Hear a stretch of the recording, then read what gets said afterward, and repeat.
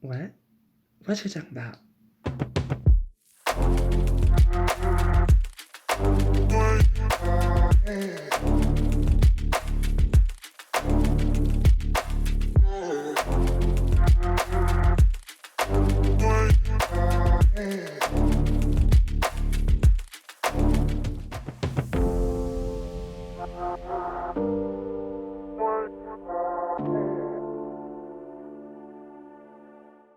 Hey, my people. Hello, how are you doing?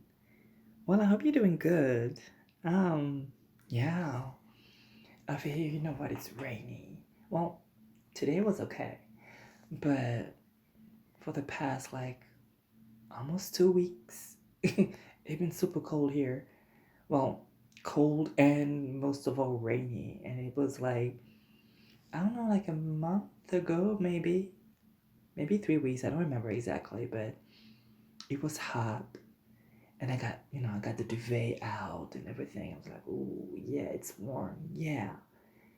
And it lasted for maybe a little under a week, and then it was cold again. And I was like, "Okay, but it's May, so it's gonna come back. It's gonna come back." It did not come back.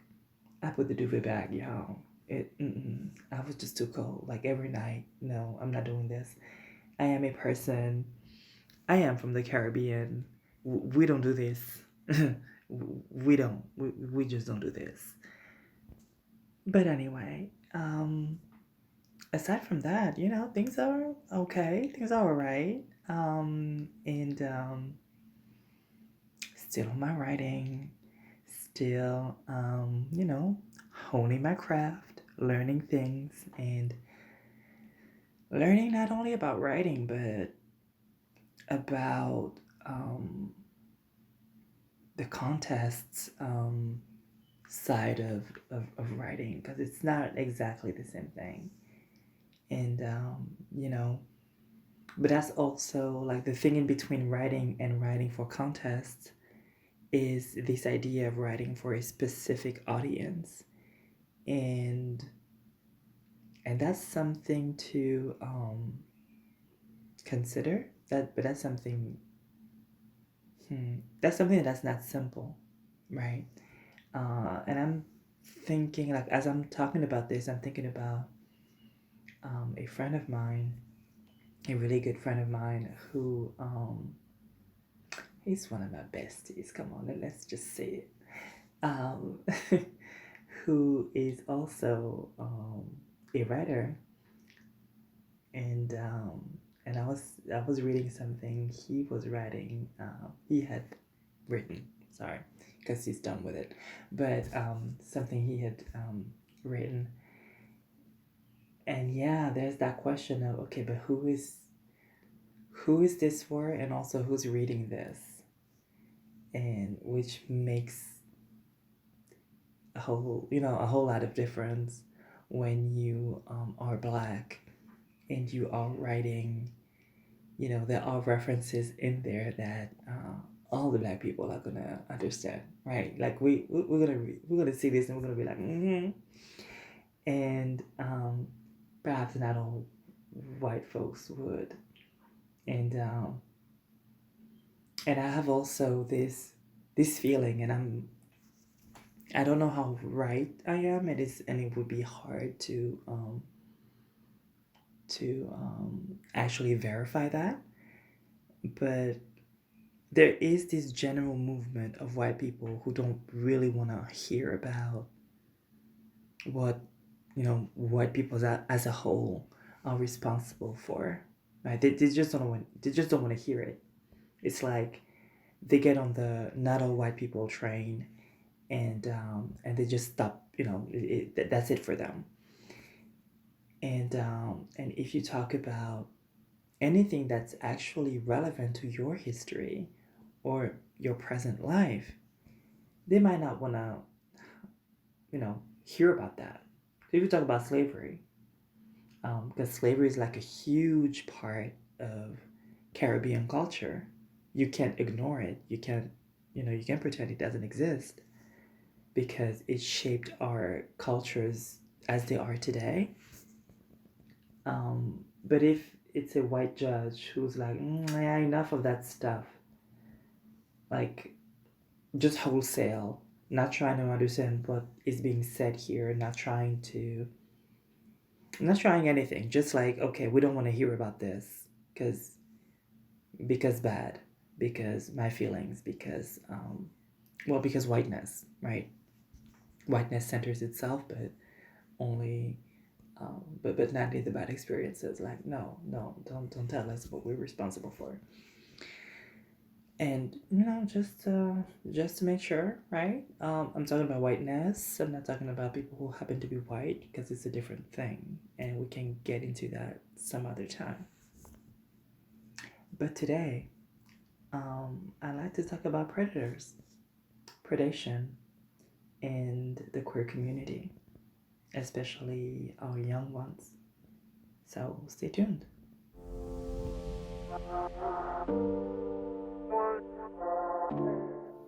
Y'all, I have some birds outside my window, and there's some hungry birds.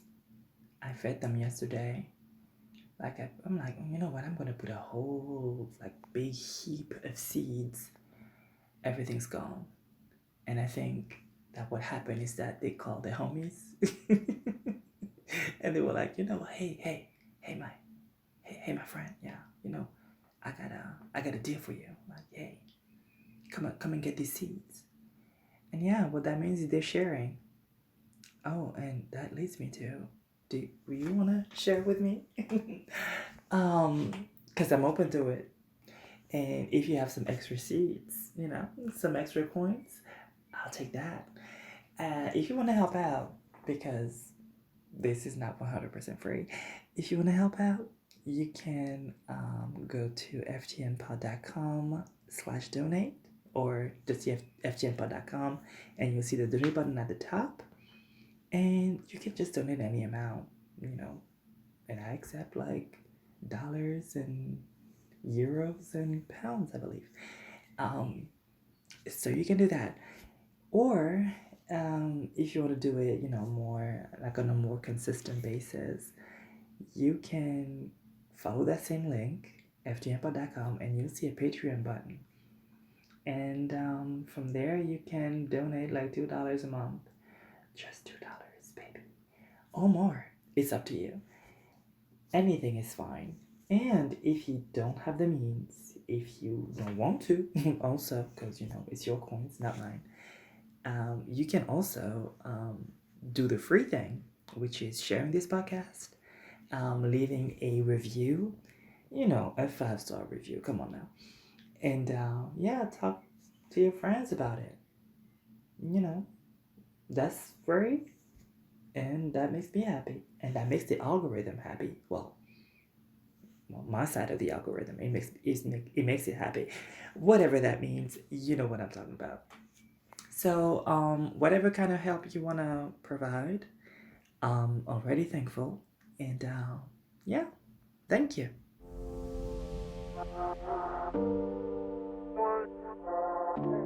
So, like I said, we're going to talk about predators and our queer folks, especially our young queer folks. There's one thing I always say, and I've been saying for years. For parents who have queer kids, rejecting your queer kids is like serving them on a platter to predators. That's really what you're doing when you reject your kids. Because when the children do not find validation from home, the validation and the love, but like the unconditional love that they're looking for, and that they're supposed to find at home, when they don't find it, they look for it in other places. And sometimes you have people who are much too eager to provide. And not really to provide, but to take advantage of the situation and pretend to be the place where such love is available, where such love is abundant. and then be monstrous. That's when we get into grooming and sexual assault. It's really that simple. Um, I know of a few people, including myself in a way, um, but I know of a few people who very early got ensnared. That's really the word. Um, by predators who pretended to be accepting, for example, of a gay boy's identity and sexual preferences. Except the gay boy is 13, and that person who's quote unquote accepting is a 30-something-year-old man who is trying to get some of that young, you know, boom boom, right? That's what's going on, and the kid feeling like, hey, I'm being validated here. I'm being taken seriously. Um, I'm not being made like I'm dirty. Um, I'm not being made to feel like I'm dirty or wrong or that I should not be here, right? Um, well, that in other words, I mean that's really validation, right? I'm being told that who I am is valid. This person is telling me that who I am is valid, and that's exactly what I want to hear. So let me trust that person. Let me lean in. Let me spend more time, perhaps, with that person. But the problem is that they become the source, right? They become the source of validation. They become the source of I can be myself. They become the source of that feeling. And because they are the only source or a prominent source, they turn that into something unhealthy where it's now, okay, now I'm providing you with this fix. Can you provide me with some booty? Right? Can you provide me with some other sexual favor? Can you provide me with whatever? When really the child should be able to just discover themselves on their own terms, in their own time, with people of their own age, and not sharing this, not feeling pressured to to move that discovery along like super quickly or more quickly than they would like to, because they don't want to lose that source of validation, because they don't want to go back to that place where they are alone, and where they are simply wrong and disgusting as their parents and their families making them feel. That's one thing. That's one aspect. And so yeah, I mean, I'll repeat it, but yes, parents, when you are rejecting your queer kids, you are essentially serving them on a silver platter to predators. That's there's no if, ands, or buts about it. It's really what it is.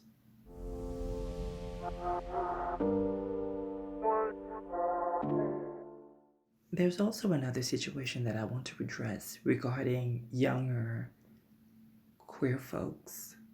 And this time not necessarily just young ones, but really um really young ones, but also later in life as well. When we're talking about predators, the thing is that predators, just observe, like in nature, predators will go for the prey that seems to be more vulnerable, that seems to be weaker, smaller, maybe more isolated, that seems to have some type of disability, that's what they do. And that's what humans do as well, you know? You'll see, for example, that some serial killers will prey not just on women in general, but specifically on Black women because they know that the police is not going to look as hard. And some rapists as well. Actually, I don't have the name of the cop, but there was this cop in the US. You know what? Let me look for his name. So I just checked, and it's Daniel Holtzclaw. And this police officer raped and sexually assaulted and sexually coerced Black women specifically from poor backgrounds in a poor area in Oklahoma City, running their licenses and running their names in the system to see if he had anything on them to force them to perform oral sex and other acts. So this person specifically went for Black women who were poor, and because these women are not valuable to society, because these women are not respected, these women would not be believed. I mean, and it's what not all of them came forward or accepted to talk about it, even to investigators, and I mean, we could understand, right? I mean, they're not. It's not like they would trust the police, but I mean, just as Black people in general, but specifically in this case, after what happened to them, it's not like they would want to talk to the police or and that's what they said. They did not think that anybody would believe them, and if I circle back to queer people and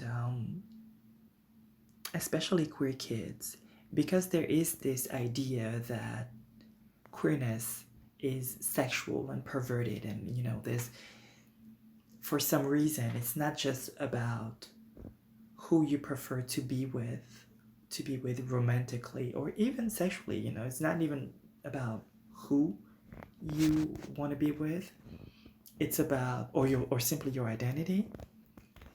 But for people who know nothing, for people, somehow there's this idea that a queer person has like a voracious sexual appetite. It makes absolutely no sense, but that's what they believe. Like suddenly they see hypersexualization. Suddenly, I mean, it's like there aren't any asexual or demisexual trans people, for example. Like if you are trans, it's because you are trying to get some you're trying to get some sex from someone you're not supposed to have sex with, right? For example, trans women, people just believe, especially cis het men, want to believe that trans women transition specifically to have sex with them, right? To be available sexually to them. And no, right? That's not how it works. But anyway, but this belief that it's about a voracious appetite, this belief that queerness is perversion, that queerness is lewd by nature, this also can lead to situations being mishandled. I remember one case, and it was in Argentina. I don't remember how many years ago, but it was a kid who was 6 years old, who it was a little boy, assigned male at birth, and who was visibly queer, and who later perhaps would grow up to become a gay man or perhaps a trans woman. I mean, who knows? But who was visibly queer. And I know you know what I'm talking about, because people like to pretend that they don't see that little kids have some queerness to them, but we all see it, and predators especially. So this little kid was abused by an adult man, and the case actually went to court. Most of the times abusers, just run free, but the case went to court, and the person was, it was proven that that they had done, I'm sorry, what they did. And then the judge said, we're gonna give that person a lighter sentence, because this kid anyway must be used to it. A 6-year-old child. I don't remember if it was like, if the kid is used to it or the kid must enjoy it, but it was one of the two.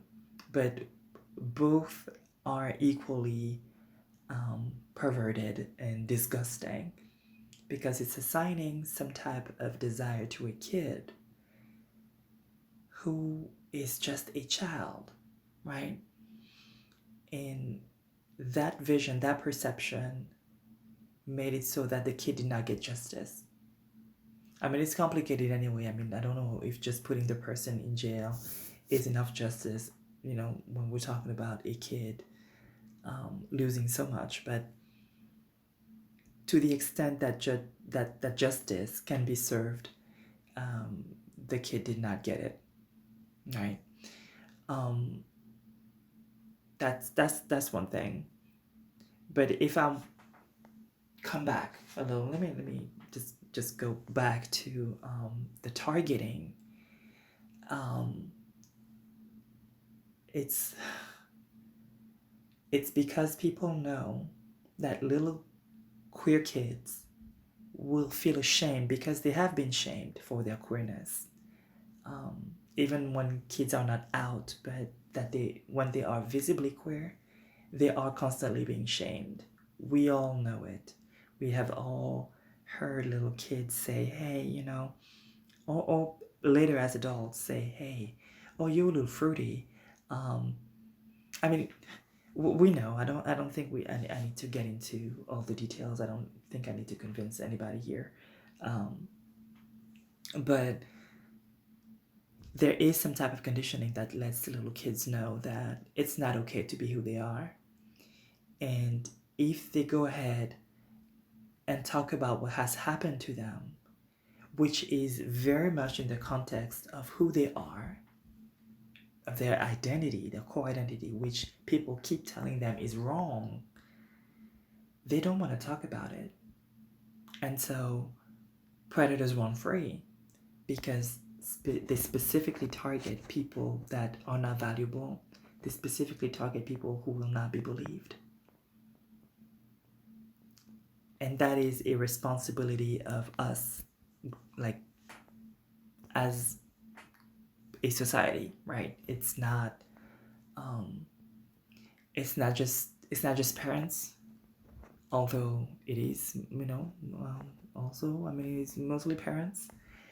But yeah, people know who they target, because either they know that the victim is not going to be believed, or the victim is not valuable enough that if they get caught, they're going to suffer some consequences.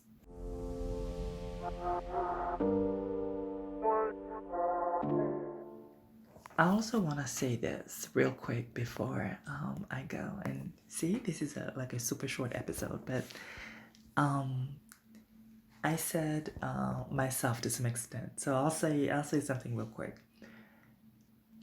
I remember at the yeah, actually before my transition. So when I was living as a gay boy, I remember people coming to me and approaching me that I did not really feel that attracted to, but because I was like, um, I have this very low opinion of myself. I like it's complicated to find love anyway. There's also this pressure, this social pressure to be in relationships. It's like it's a goal in life, and I was like, okay, I'll go with him. Um, it's okay. It's not too mean. It's okay. It's not. It's it was that thing. I was lucky. Well, actually, predators have been running after me since I was 11, 12 years old. Um, yeah, they tried, but they did not catch me. Um, thank goodness they did not catch me. But they did see the queerness. They did see well, the vulnerability, and they were attracted to that. Now, the thing I want to say um, about predators, and perhaps in a different way, maybe, and I'll actually talk about trans people specifically, and mostly like younger folks, because with time anyway, you grow up and you become a little more sure of yourself. You get to know who you are. So, but still, it can affect people a little later in life.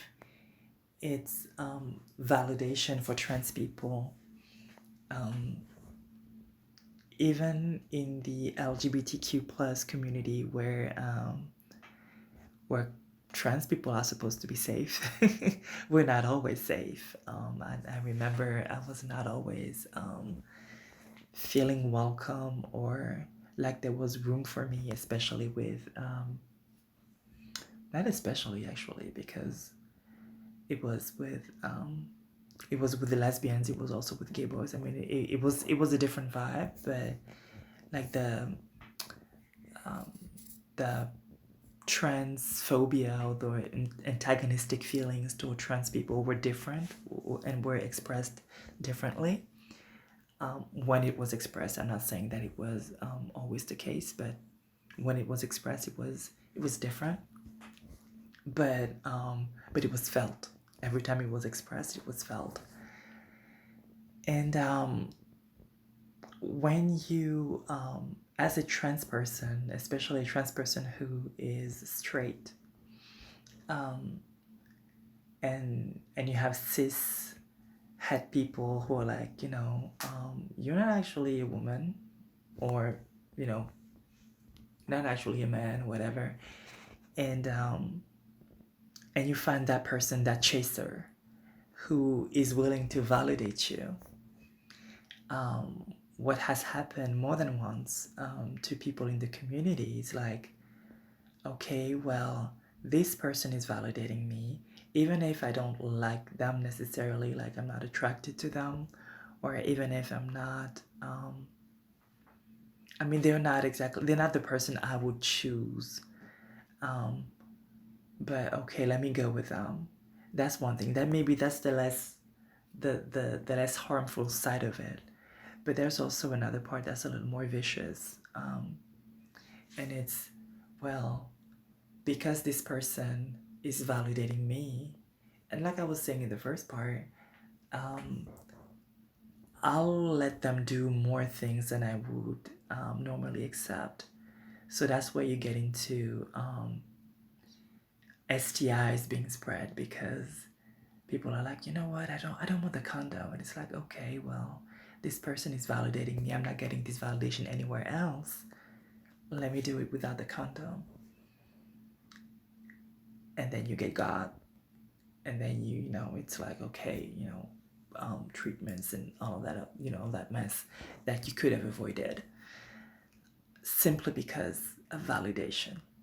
I mean, validation is a strong drug. It's a really, really strong drug, and I don't want people to ignore it or sort of downplay it because it's serious. Anyway, y'all, I want to end here, and actually, this is the second day of Pride, Pride Month. So, happy Pride Month, y'all. Yeah, be proud. And you know what? Let's work on that validation, but that's self-validation this month. Because it's Pride. That's a self thing. All right? Take care, y'all, and I'll talk to you very soon. Don't forget to share, comment, and all that good stuff, and you know, give me a little donation if you feel like it. All right, bye bye, y'all.